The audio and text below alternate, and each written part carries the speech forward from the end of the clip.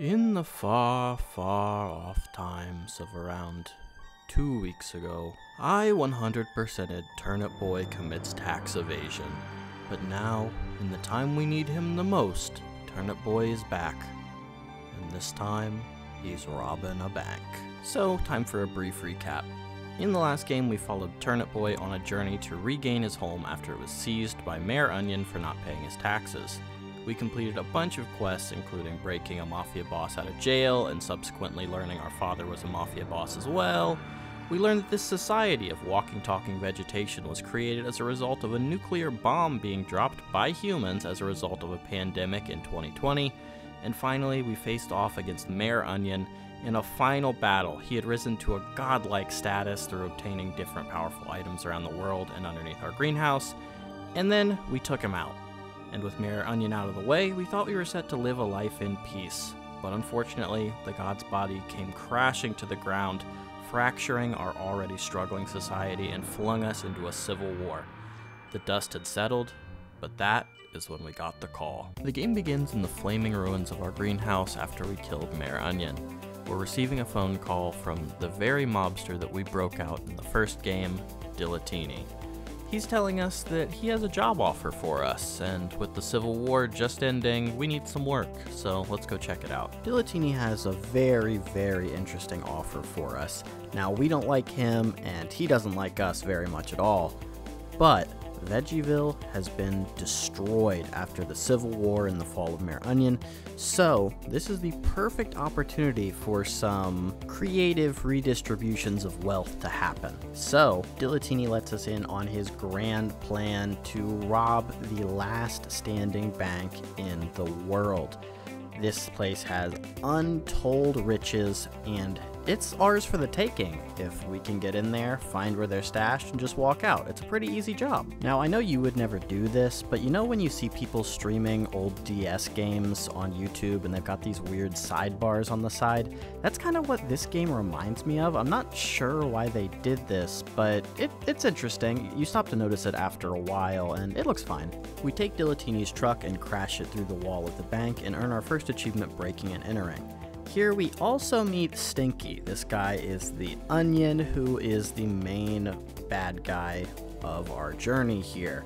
So this guy knows all about us. He was also a mobster back in the pre-war, pre-Mayor Onion days, and he also just happens to be the owner of this bank. So he doesn't take super kindly to us breaking in here and trying to rob it, but we don't really care what he thinks, so we'll have to fight through him and his dirty cops that he's got on his side. This game has very different gameplay from the first Turnip Boy game. We are entering the bank in a roguelite mode where we need to take out enemies and raid different rooms that are randomly generated to get money and items for quests. So the quests are found by talking to different people that we find throughout the level, and they give us small rewards, but the main thing we're after is money so that we can buy new upgrades and new items that will allow us to progress further into the game. So that's kind of the basic loop. It's very, very roguelite, not at all like the original. In classic roguelite fashion, it's also very important to watch your health, and when your health hits 0, you die.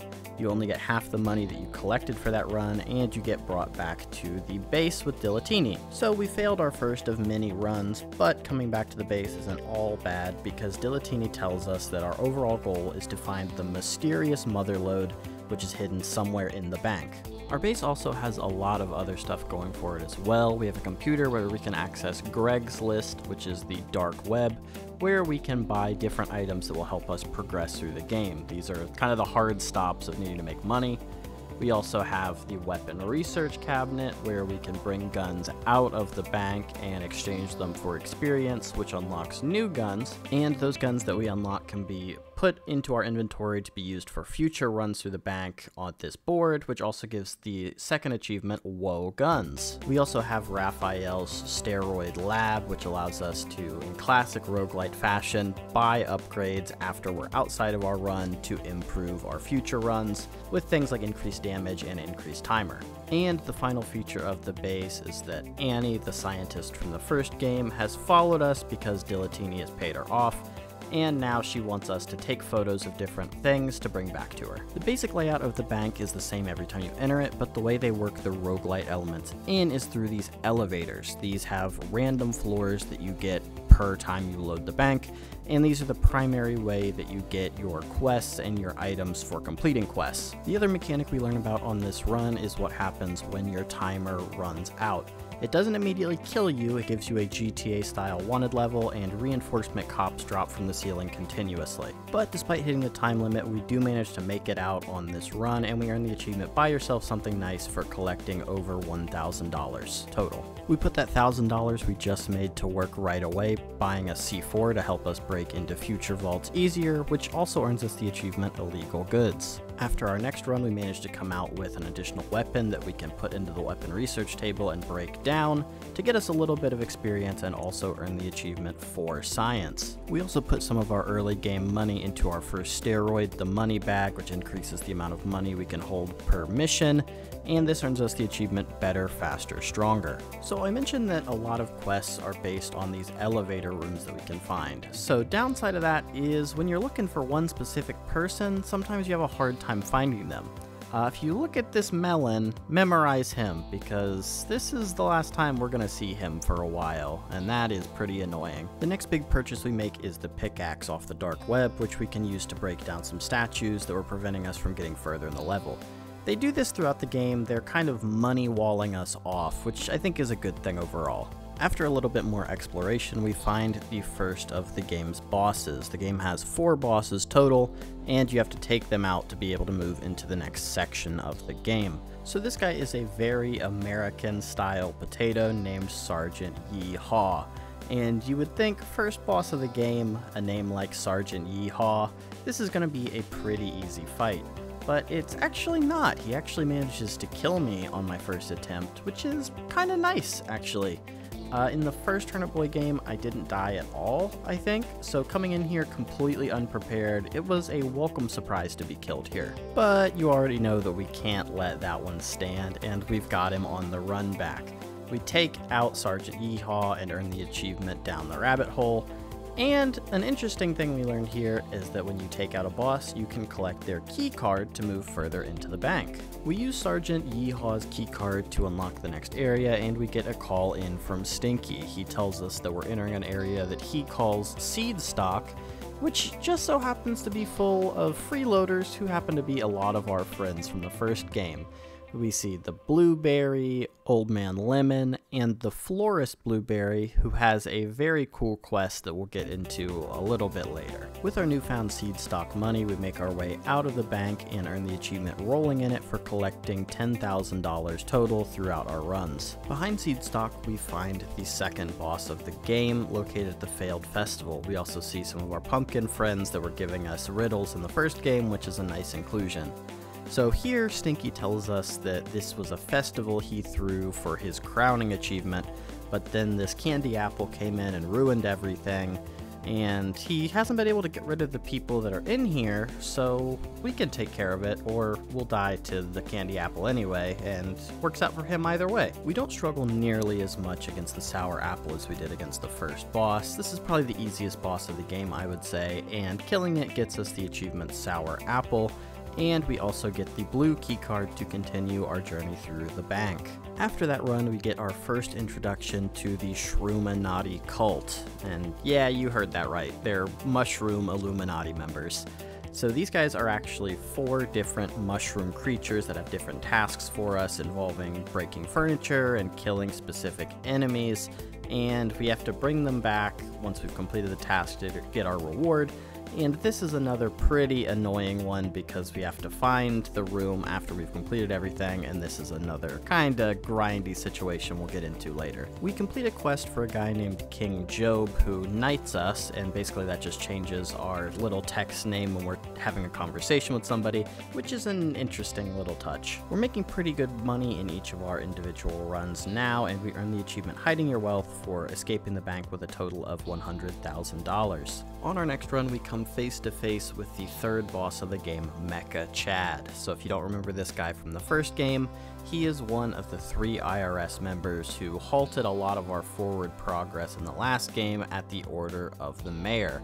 So we have Robo Raphael, who does our steroids back at our base, but Stinky got to Mecha Chad first, brought him back to life, and now he is the next boss we have to face off against. Chad's boss fight in this game is actually pretty interesting. It takes some cues from other games where the boss fights slowly hide your screen with other information as you go on, this time doing it with slime videos and soap chopping videos. I don't really get it, but it is a thing that exists on the internet somewhere, TikTok, I guess. But in the end, we succeed over Chad and get the achievement Thick and Snatched, and we get the red key card to help us move even further into the final section of the bank. Now it's time for a big emotional moment.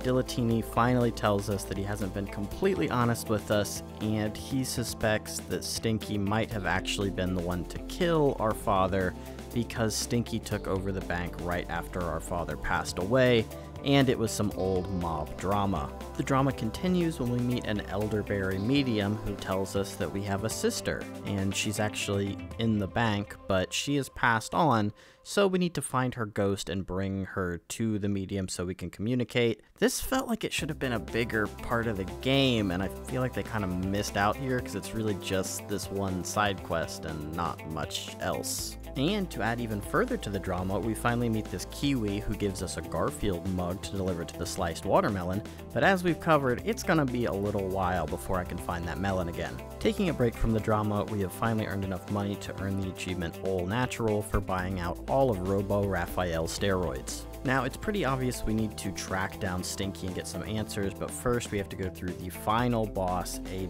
big mutated human by the name of Uncle Rigsby. Now, it took me a minute to figure out what this guy's whole deal was, but this is actually the human owner of the bank previously, who has become mutated by the after effects of the nuclear fallout, and this is a pretty challenging fight. We get some interesting little tidbits about him between getting him to different damage thresholds here. We learn about his niece and his brother, and he wants his coffee, but we can't quite get the job done on our first try, and we do die a couple of times against this guy. But finally, on our 5th or 6th attempt, I believe, we finally managed to get the job done. We earned the achievement Killed Another Human, and gives us access to the final pink key card, allowing us to progress to finally face off with Stinky. After we finally kill Mr. Rigsby, we get a call in from Annie, who tells us she has found the location of the mysterious motherlode, which is fantastic. They're in the sewers underneath the bank. So we use a crowbar to pry open a sewer grate in the center of the bank, and just like that, we are hot on Stinky's trail once again. Down in the basement, we find a photo spot hidden in a little base behind one of the walls. Someone jumps down from the ceiling and attacks us, which ends our run and sends us back to the base. When we bring this photo to Annie, she informs us that this is the guy we've been buying stuff off the dark web from. This is a pretty good bit, I liked it. Once we make our way to the end of the sewer, we earn the achievement Jackpot for finding the mysterious motherlode after so long. This place is crazy. Floor-to-ceiling gold, expensive cars, money piled everywhere, and a special diamond worth $1 million. But we are not really here for all of that. We're here to come face to face and get some answers from Stinky. He tells us that Mayor Onion wasn't strong enough, and he was the one that finally put our father down.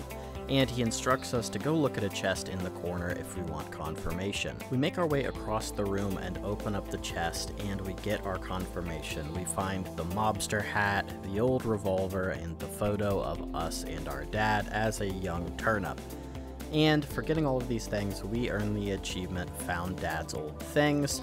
But in our confusion, Stinky managed to run away and make his way out of the bank. Dilatini tells us that Stinky isn't worth it and we should just let him go, and he has an idea for a different way we can get back at him. When we make our way out of the bank, this time we earn the achievement Please Stop Asking Me for Money for earning $1 million throughout our bank runs. When we get back to the base, Dilatini tells us our plan, and it's pretty simple. We're going to take 4 rockets, strap them to the corners of the bank, and blast the bank off to the moon to live out the rest of our lives in piece. Pretty simple. We take one last stop by the dark web to buy our jet boosters, also earning us the achievement 5-star customer. So the plan is set and simple. We need to go to the 4 corners of the bank, take out the corresponding boss, and then plant the jet booster to take this bank up.